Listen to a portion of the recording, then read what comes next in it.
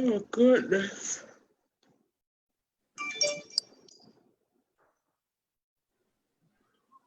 Right, we are live. Hey, Facebook family. Hello, everybody. Thank y'all for tuning in. Okay, I don't know what's going on, but hold on now.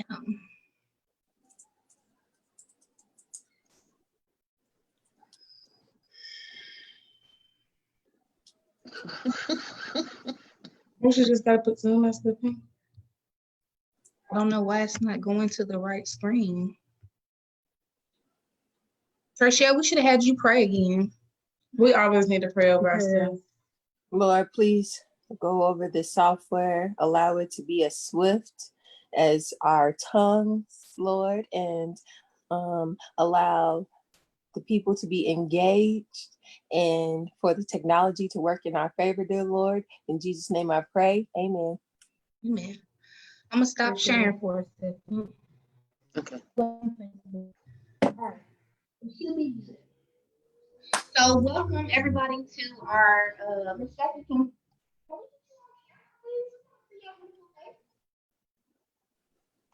Hey, Facebook. Thank y'all for tuning in and always just, basically. We take Play Cousins too far. Facebook, y'all really are Facebook family. It would really be nice if I could hear what Christian's saying. You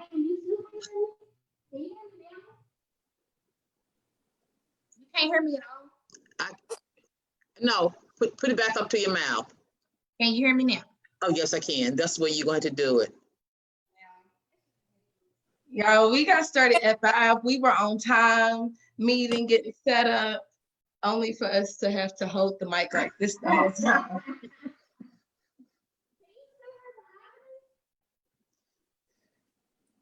We still can't hear you. No, Now, you sound now you sound further away. further away. I just really don't understand. It's okay, Ma'am. Facebook. Give us 1 second. You just need some cue cards. Hold them up. Yeah. Only reason why I knew what you said is because I read your lips. I couldn't hear you at all. Nope. Still can't hear you at all. But I can hear Mahogany. Can't hear. Oh, what's wrong? I can't hear Mahogany either. Something is definitely wrong with the sound. I can't hear Mahogany. Okay.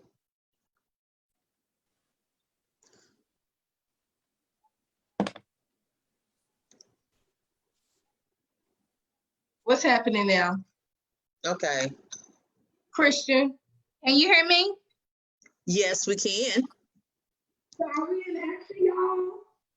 We are not using the mic. We're connected to the mic that's on the computer. Okay, that's good. And we're just gonna have to turn the computer. You guys bear with us. We're gonna have to do some adjustments next time. But we should work with what we have, right? And that's what this session is all about. So let me go ahead and share my screen. And we'll get started. And y'all just, they can't see us, but we can still see y'all on the side. So just let us know, like, if y'all can't hear us, and we'll adjust the computer. You going? All righty. Are we good, Miss Jackie? You're good. Christian? Okay.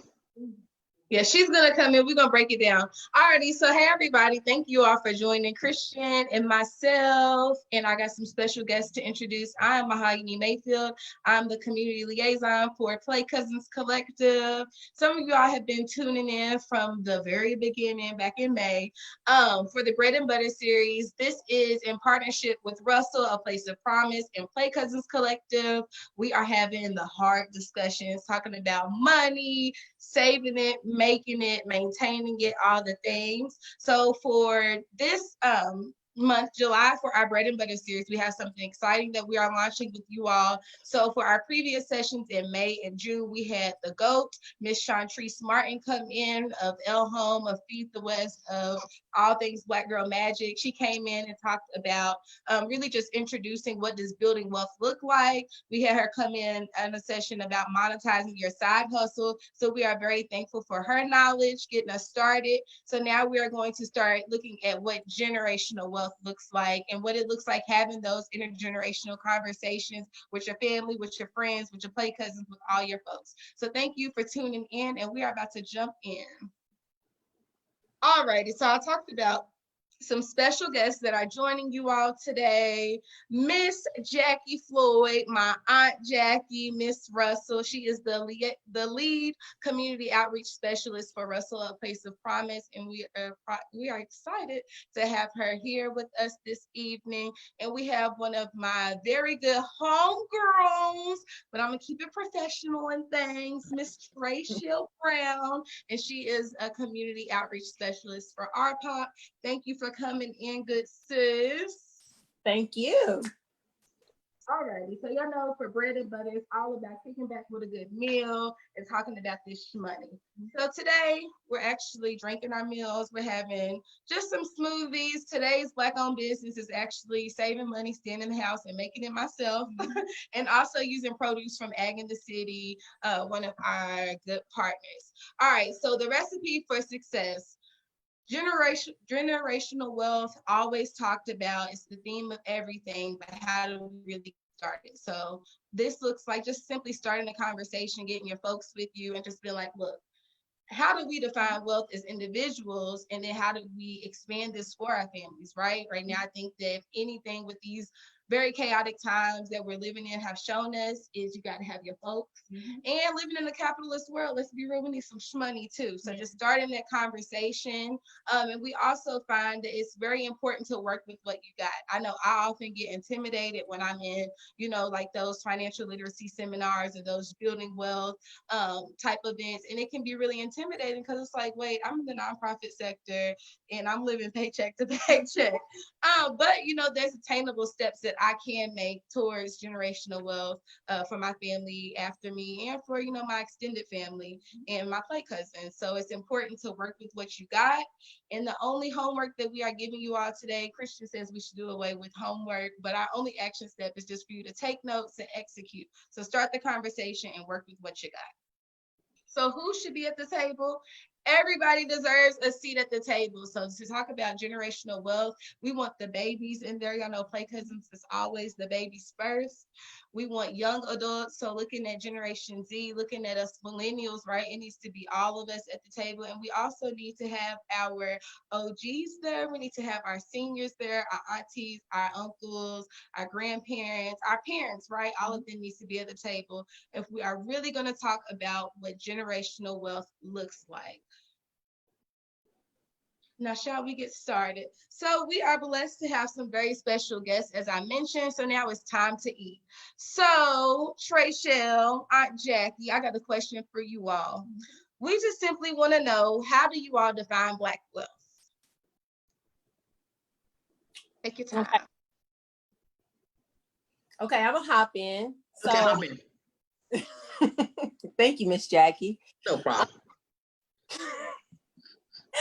I define Black wealth by change. I think a lot of it has to do with changing the perspective of just our everyday life.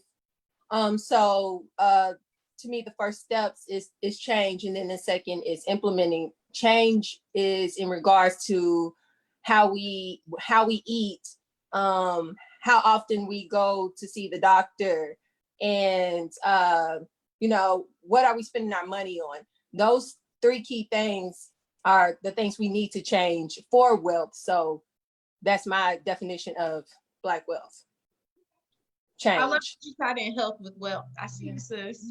Miss Jackie, preach to us. How do you define Black wealth? She stole my idea when I said health wealth. All I said is you got to go to the doctor. Okay, but when I think about wealth, I know that it includes so many things, but for the topic of the day, financial wealth, when I think about financial wealth, I think about savings. I think about investing. I think about being disciplined.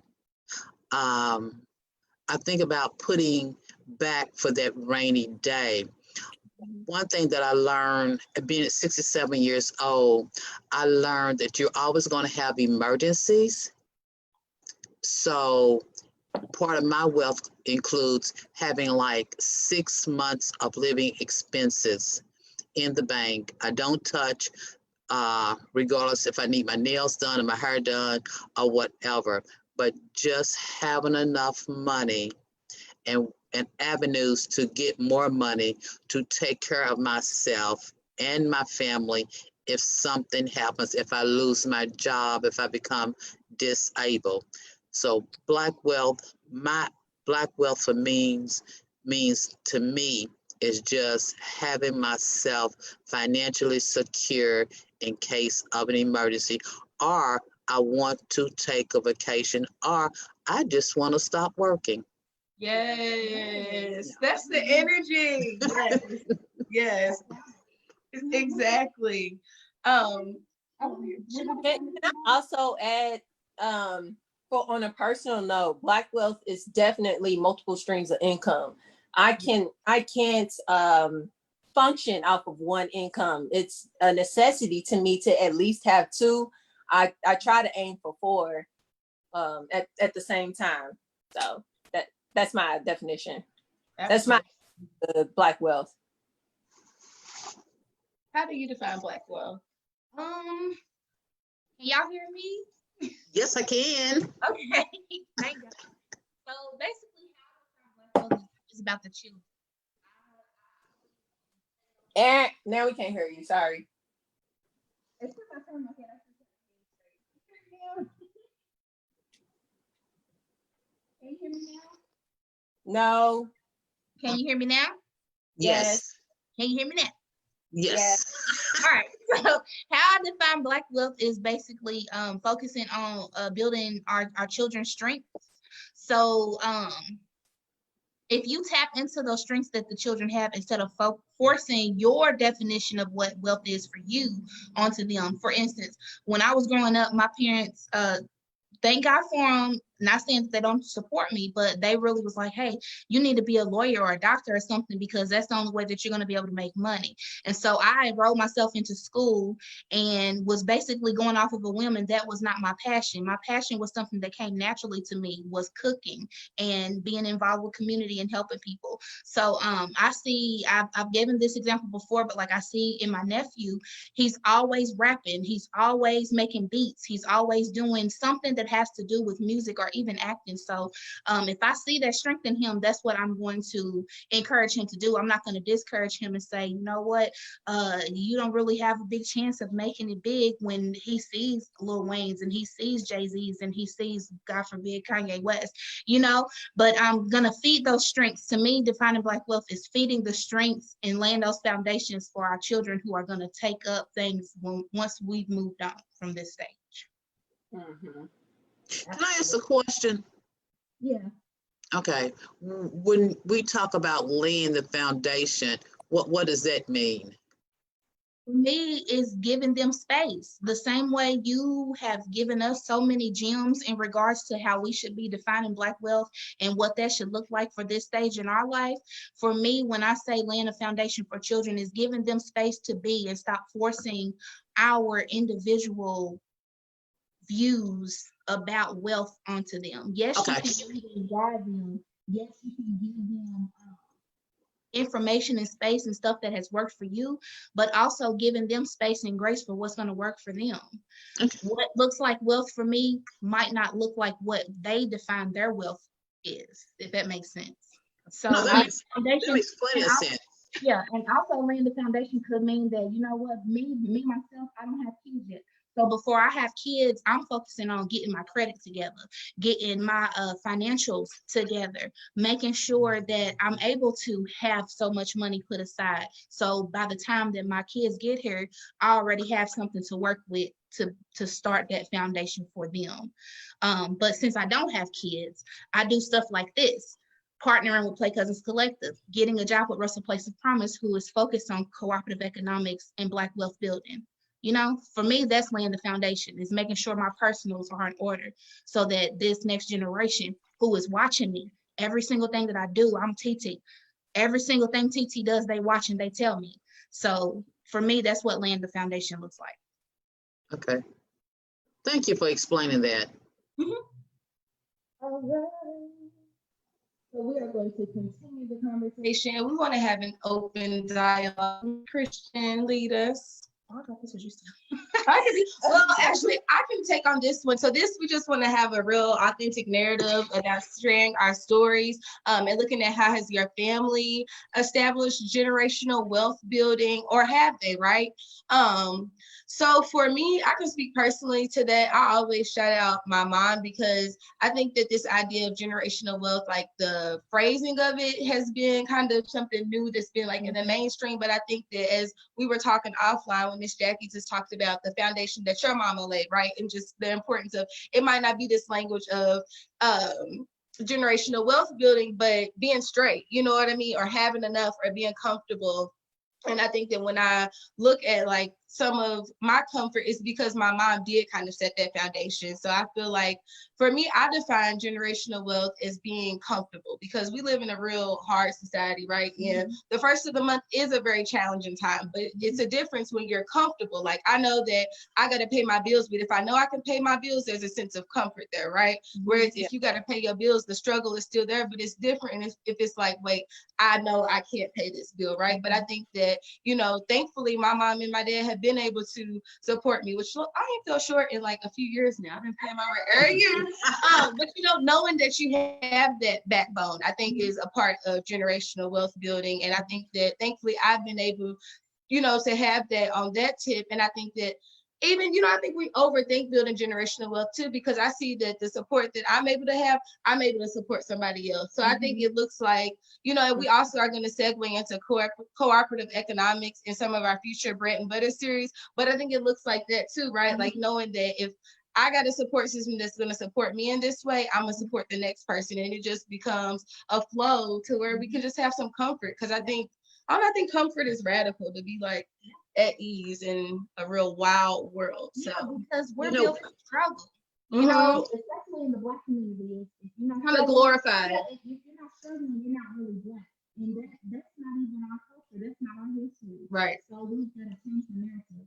Miss Jackie, you were gonna add something. I'm sorry. Yeah, you know what surprises me is that this generational wealth is a new term, but I'm old enough to remember that when Black folks pool their monies together within the family to start a business. One of the things that we talk about generational wealth, when people were coming from Alabama, my parents are from Alabama, okay, that my aunt and my uncle came up here and they got a house and they started working. So what they did, they reached back and got my mother and father and brought them up here to Louisville and helped them set up.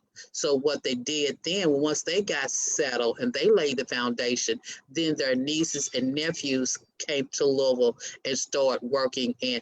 But the bottom line is they pool their resources together to go to the next level for the next generation. But I think sometimes that we forget, as we talk about generation wealth, we have to think about, yes, we want to lay that foundation for our children, but if we're not disciplined in our own finances before when we have children, while we have children, there's not going to be, they watch, as you said, Christian, they're watching us.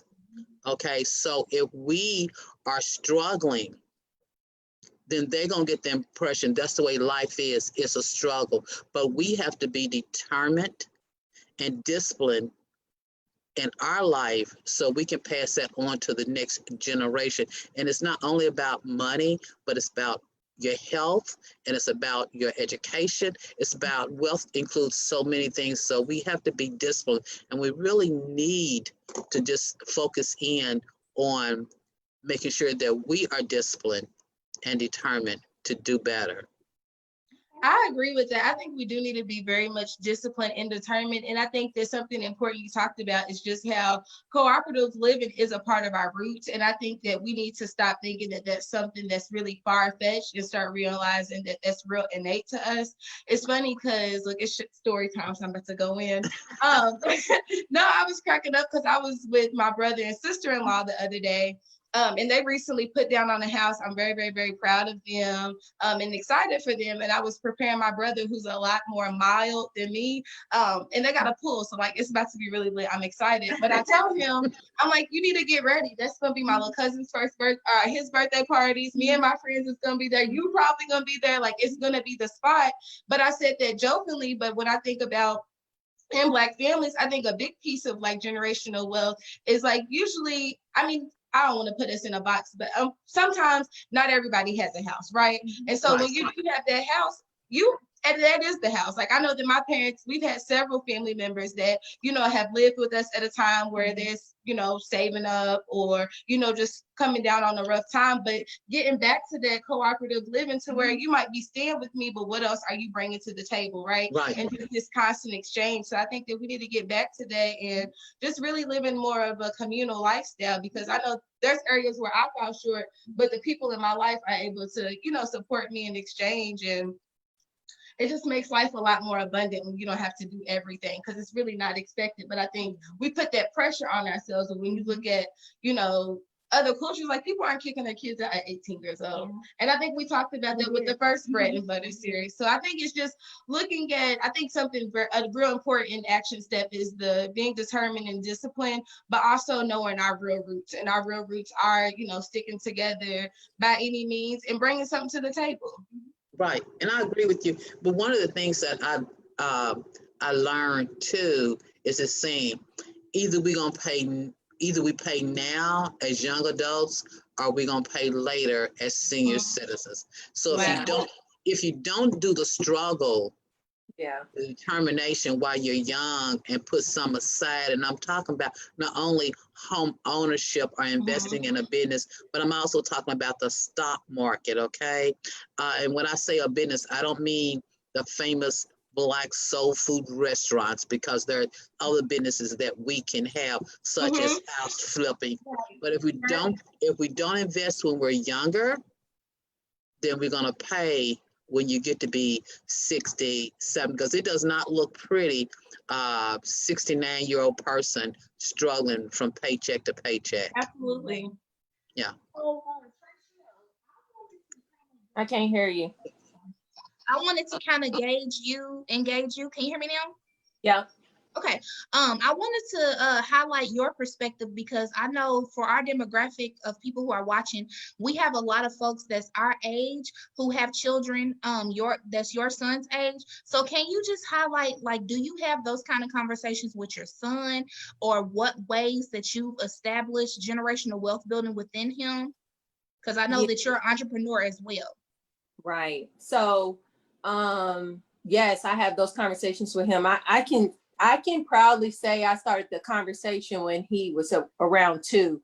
Before he can really talk, I knew that I wanted to be intentional with him and to just teach him the things that I was just learning. When I had him, I was 22, about to be 23, a child. So the stuff I've been learning, I've been teaching him at the same time. Of course, I gauge it for a 4-year-old, a 6-year-old, and now an 8-year-old, but I'm always being intentional on things. So I took him to the bank for him to create his checking and savings account. I didn't want to do it without him, because I never want him to think things just appear. It takes work. It takes it takes work. So you have to do it. And I know with these kids, I don't want to, put down Generation Z, because they are awesome kids, but I think sometimes they don't see the work that we actually have to put in to get that result. So I'm very intentional with the steps I take. Just like Christian, you had mentioned or inferred, if I take him to my gigs, absolutely. I take him to my gigs to show him I make another source of income. I was working a full-time job, but I was also working full-time as an entrepreneur. And I wanted him to see both sides, because it's also important to tell people it's okay to work 9 to 5 and it's okay to be an entrepreneur. And then sometimes in order to do the entrepreneurship, you have to do both. So again, the conversation with my son is more of the action. I don't want to be that parent who gave all those wise words, but had nothing to reflect for them to see and reflect on. Yeah. So when everything that I do, I tell him and I show him. So that, you know what? I was having a conversation with him earlier today about our neighborhood. A lot of times we drive around the West End, because if you know me, you know I love the West End. And shout out to Russell. Yay.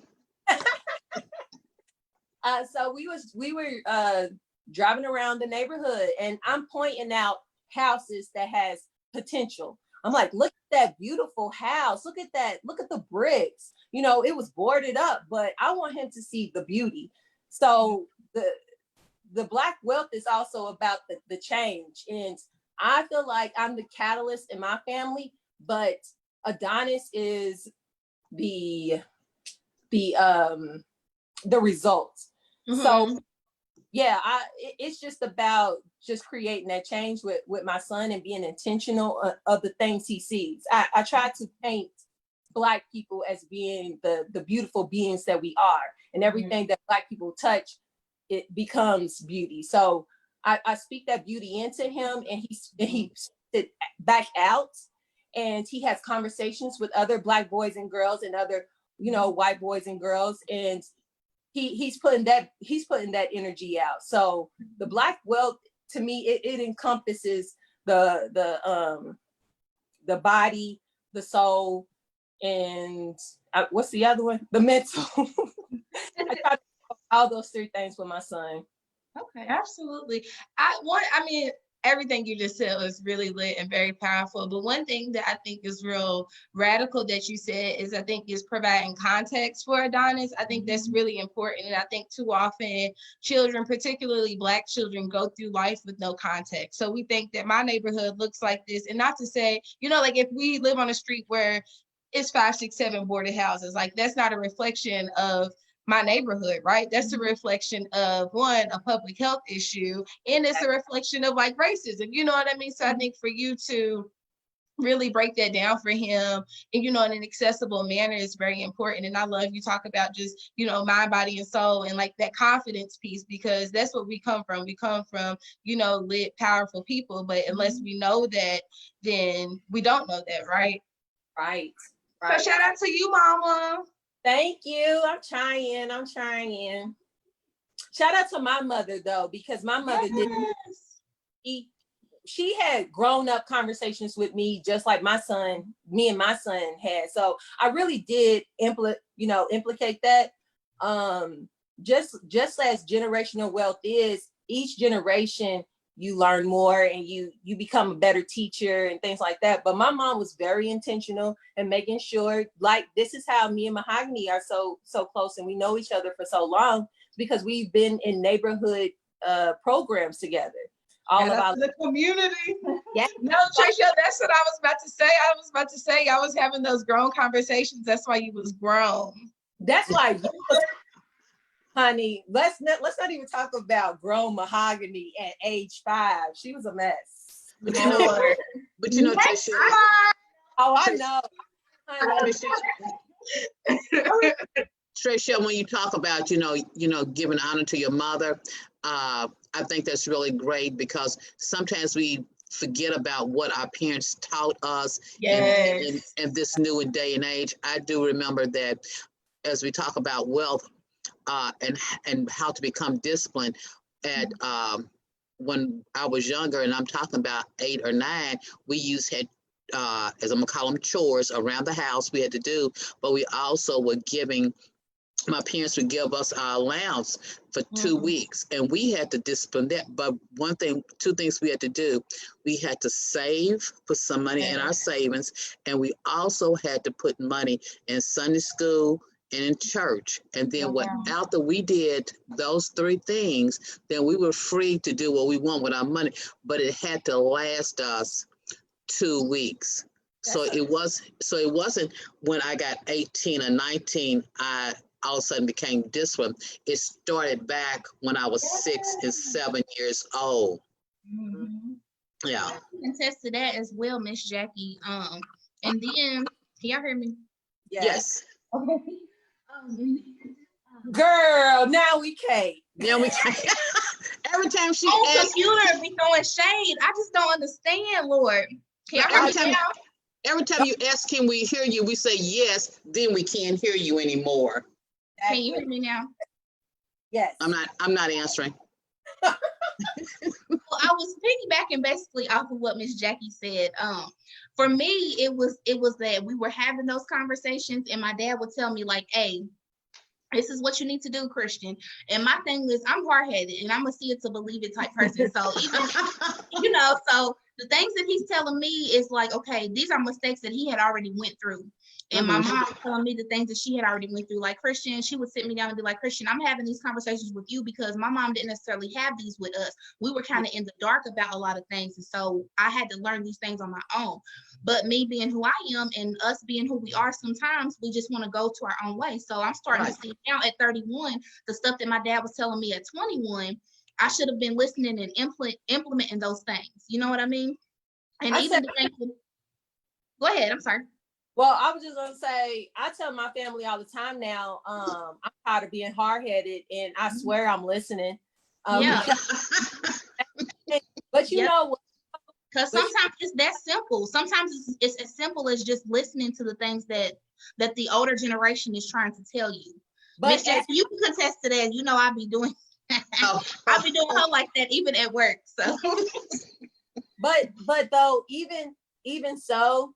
I feel like as Black people, we cannot continue to set our kids up. If we know at 18, 21, they don't have the capacity to do these things, try to shelter them and walk them into that process together, because at 22, you are hard-headed. And if you are a guy, they don't mature until they're 45. So 50. No, but you know what you do? Here's, I think, what we're talking about. As I said before, you lay that foundation when they are 4 or 5, and you buy them get a jar. Yeah. And if you give them 2 nickels, okay, a nickel goes in a jar, you get to keep the up. Or I want this doll, how much the doll costs. Yeah. Or this you start teaching them at an early age, because there's no way, if you have not laid that foundation, there's no way in heck at 18 or 19 that you're going to show them. And please don't beat up on yourselves. When you're 19 to about 24, you're supposed to be hard-headed. You're supposed to be making mistakes, because that's how you learn. Yeah, but I made mistakes my entire 20s. And yeah, that's about right. That's just now, like, oh, I woke up. What you doing? You're good. Now you still start. Now, if you keep making the same mistakes at 33, 32 that you was making when you was 21, I'm gonna say, Tracia, we need to have a little talk about this, okay? Yeah. But that's what it takes. That's what it takes for me, how I was saying, I focus on the children. Miss Jackie, how you constantly are pouring into us. Tracia, how you constantly, even though we're the same age, you pour into me as a big sister sometimes too. It takes for us to me, because she is a 35-year-old woman. Oh, Mahogany. Mahogany is wise beyond her years. So even though she's the baby of the group right now, sis got it together. And it's no, seriously, like I even look at her with some stuff too, because you know, some of the things that she does and the way that she moves in regards to money, like I can really take from that and learn from it in a positive way, because I'm the complete opposite sometimes. Where she's had it together for a couple of years, I'm just now starting to get it together. So we have to have these conversations with one another and feed off of one another. You never know who you can learn from. If I sat here and said, oh, she's younger than me, she don't know this and that, I could be missing out on so many blessings that she's given me since the time I've known her. You know what I mean? So yeah.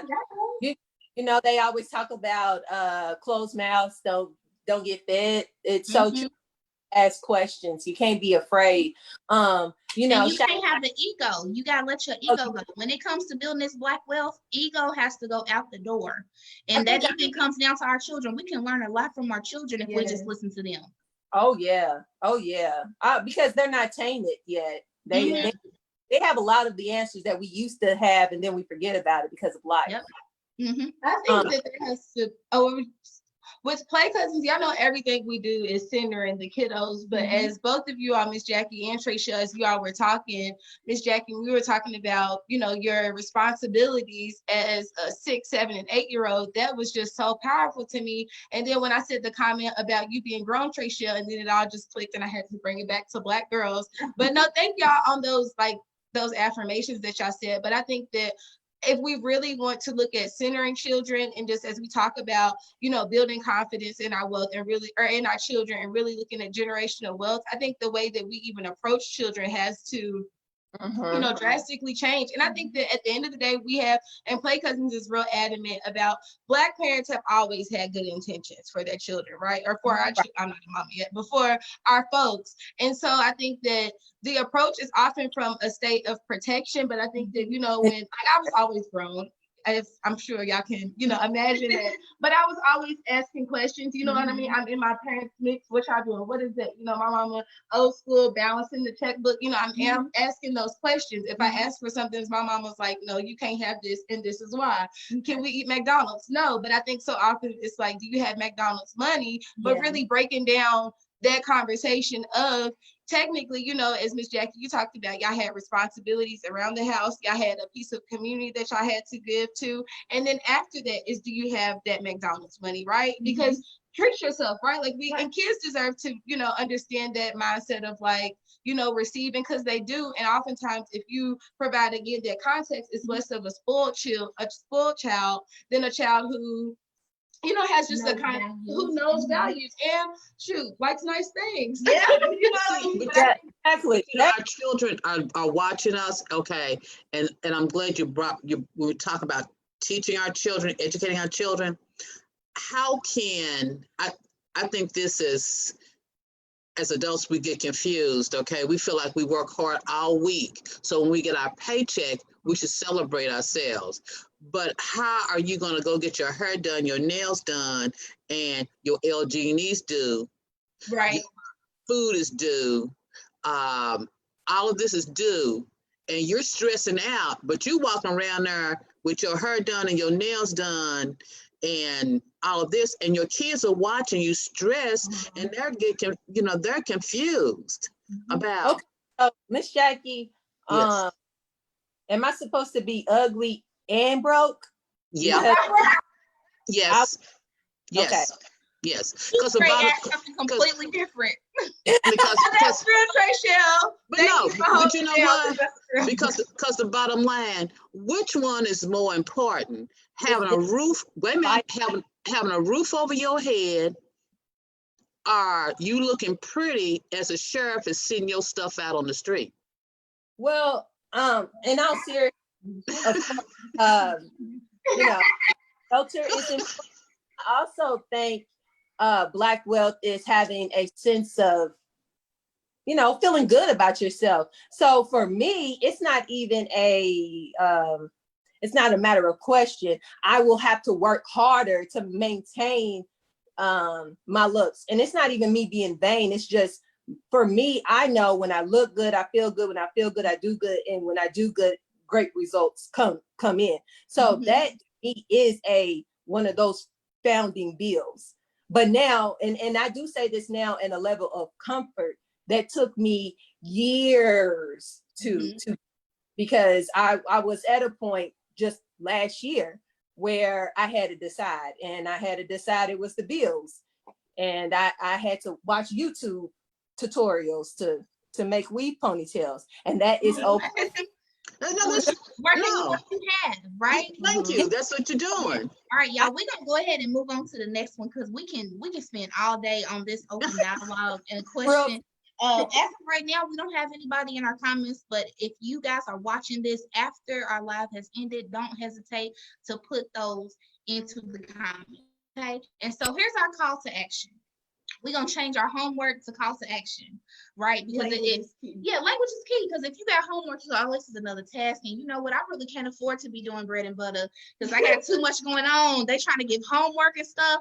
So instead, we're gonna do a call to action. Okay, so the first call to action is for you to research and define cooperative economics. Okay, so after you research and get the technical definition of cooperative economics, then you can define that for your individual self, and you can also sit down with your whole family. Maybe you guys can have like these ladies are doing here in this first picture. They having pizza and having a good time. Maybe it's a time where you and your family are sitting down watching a movie, having pizza. Talk a little bit about cooperative economics. Okay. Our second call to action is for you to start wealth building conversations with your family and friends. So just how Mahogany and I sat down and had a conversation with Trayshell and Miss Jackie, you guys can start having these conversations, and you can use this bread and butter as a framework if you would like. We don't mind, and we'll keep this live up for you guys to come back and reference.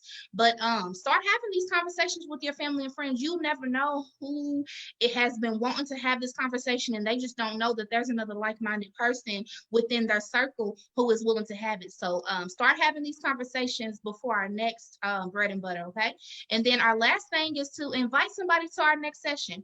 We always have our bread and butters on the last Thursday of the month, so we will be back with you all. I'm sorry. Oh, okay.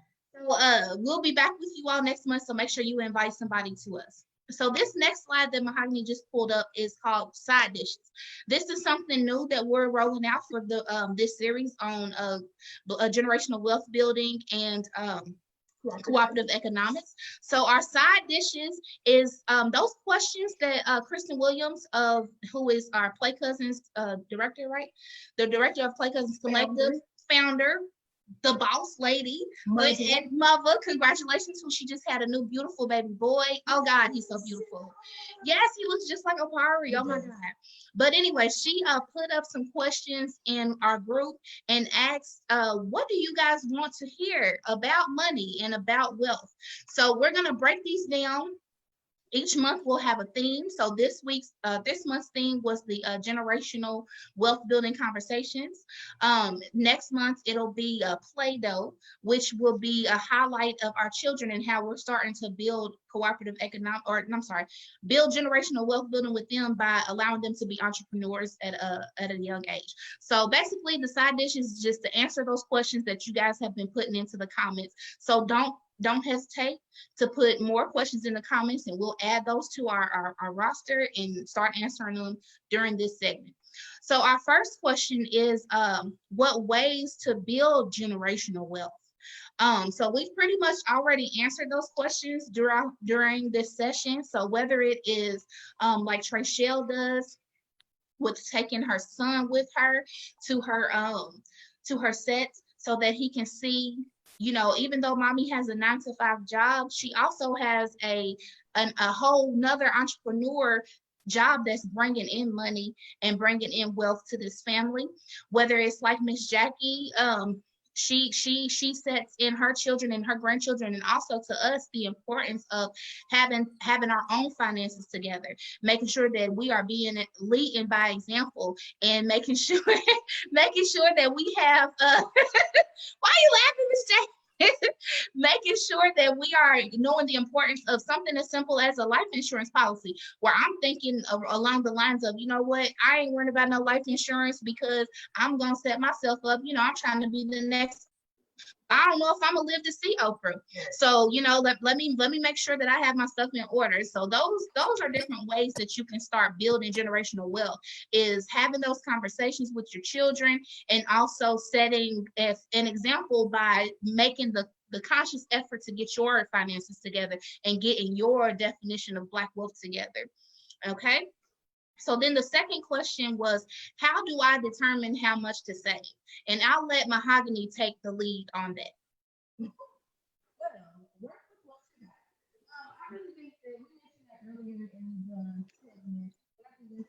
Mahogany, I cannot hear you. That's a first. Can you hear me now? So this question was, how do you determine how much to save? And I was saying that in the beginning of the session, I talked about the importance of working with what you have. Our series is not geared towards stressing you out. I feel like it's always a process. Building intergenerational wealth is ongoing, right? But I think it's important to start with where you are. So if you know that after you pay your bills, you pretty set, you know what I mean, and you got some cushion, put some of that aside. If you know that after you pay your bills, it's actually extremely tight, but you do have that $5, start with that $5. That's typically where I am. You know what I mean? But working with what you have, I feel like, is the first step. And there are some real official tactics to saving money, and I want to leave that to our financial gurus out there. So write Miss Chantrese Martin to get the facts. This is just me and what I'm able to do with what I have. $5 every so often. Mahogany, can I say something? Yes. Okay. You know how you said after you pay your bills, before you get your paycheck, write down all what you got to pay out, and your savings account should be considered a bill. Mhm. Okay, come on, action step. That should be considered a bill. Be Then after you pay all your bills, then you can decide what to do with what's left. But that savings account should be considered a bill. before it's my checking account, it takes a certain amount of money and goes straight into my savings. So I'm getting my cut before anybody gets their cut. Okay. I work too hard. That's one of the things that my dad actually told me whenever I first decided to be an entrepreneur. He said, pay yourself first. And I was like, what are you talking about? See, I was focused on like, oh, I have to, you know, pay my taxes, Lord. Pray on it. But Yeah. I got to pay my taxes. I got to do this and this and that. He was like, no, Christian, the very first thing you need to do is pay yourself for your time that it took for you to do it, for your materials and all of that. Because when you start doing paperwork and stuff like that, the IRS won't know, you know, where that money is going. So I like how you said that, Trachelle, and that's something that I actually put to practice this paycheck. The first thing I did, because I don't have an account yet where it's coming straight out, and for me personally, how I can save my money is by putting it where it can't be easily accessible, because I know me.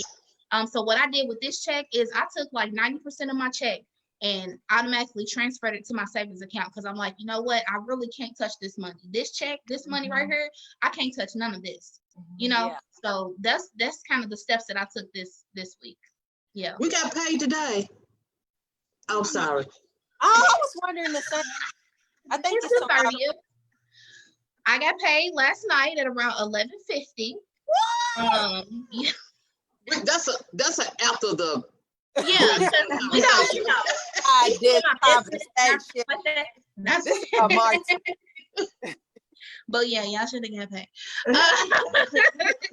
So yes, I already got the messed up the egg on screen. But yeah, that's you basically determine how much to save. It depends on you. Right. It depends on you completely. It's personal. And it's no certain amount. I mean, if it's $2 or $3, or you empty your change in a coffee can, like that's the reason we don't have any change in the store, because all my change is in my coffee can. All the change is in my coffee can. Okay, but just do that. You know. That's what my dad used to do. We used to take summer vacations every year. It didn't matter when he took us somewhere. But he had this big old water jug, you know, them industrial water jugs. He had that, and all throughout the year he was putting change. And when I tell y'all, he would cash out with like $1,500 worth of change, because he saved everything. Like I had My nanny, she only saved like pennies and stuff like that. But my daddy, he saved quarters mostly. It'll be quarters, nickels. I done hit up that change jar many a time. Okay, That's that's what I was, And that's what I was getting ready he to was like, say. "Who been in my change?" I'm like, "How do you even know? You know, we was in there." I was like, "Yeah, I did it. You know, I took that Because for $3." all the quarters. That's how my nanny told me she found out. I was taking all her quarters. Yes. Yeah, that's what my daddy was like. And my daddy, my daddy is real tight. Like when it comes to that type of stuff, so he would know. And it got to a point where it was just like, okay, you doing some other shit. Basically, you stealing from me. So you need to come to me. No, I'm just being real. So he's like, you need to come to me first before you even do this and that. That taught me a lesson that even though it's not what, and we done got into something else, but yeah.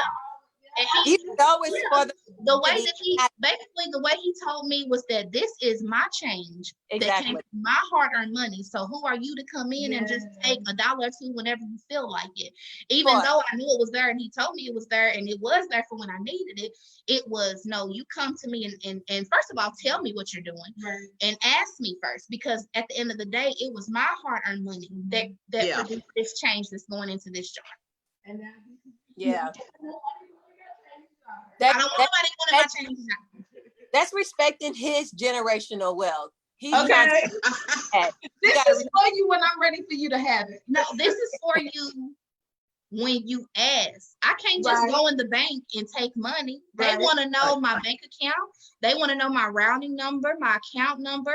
If I have a PIN when I'm going to the ATM, he was setting me up for the real world. In the real world, you can't just go to a jar and get money. You know, And it don't just appear there out of the blue air. Like I had to work hard for this. So and I agree with you. You know what I have a thing with my kids is that, income tax time, if you don't deposit money into mama's bank, then during the year, you can't come to mama's bank and make a withdrawal, okay? That's real. That's real. Mm-hmm. That is so funny. All right, y'all. So we want to continue this conversation. So you guys, please put something in the comments to communicate with us. We will use this to start building out our next few sessions. Like I said, like we said before, it'll always be about cooperative economics and that conversation around generational wealth building from here on out. Eventually, we'll bring in some more guests. So you guys let us know if, hey, you seen somebody that you think that would be a benefit or an asset to the Bread and Butter series, and we'll try to bring them on as a guest so y'all communicate with us in that respect. Until then, y'all, our next session is Thursday, August 27th at 7 p.m. As we said before, our theme next month will be Play-Doh, which is our highlighting our children entrepreneurs and how they're building generational wealth by starting young with using their gifts to making a profit, like we learned from Ms. Chantrice on last month. So please join us in for that. Put this date on your calendar and don't forget to invite someone to come with you. All right, and then that is the end of our session. Thank y'all so much. And I'm gonna stop sharing the screen just so that you guys can see our beautiful faces one more time. So we want to thank Miss Jackie and Tracia, who is a part of our family at RPOP. Thank you guys so much for coming in and giving your expertise and your perspective. Is there anything that you guys want to say before we end? Nope, I'm on my way to Wendy's.